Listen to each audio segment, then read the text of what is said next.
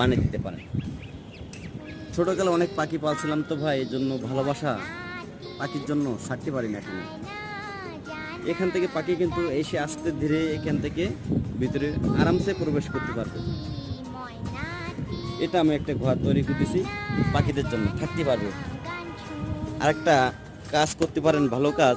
কত পাখি দেখেন ছাদের উপরে, এখানে ওখানে বহুত জায়গায় কিন্তু ঘুরে বেড়াচ্ছে, উড়ে আসতেছে। তারা কিন্তু অনেক ক্লান্ত পানি খাওয়ার জন্য।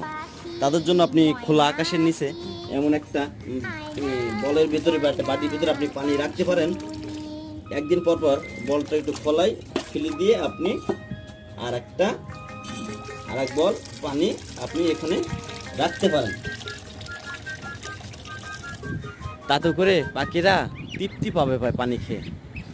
আশা করি আমরা সবাই এটা পানি খাওয়ার ব্যবস্থা করে দেব ইনশাআল্লাহ।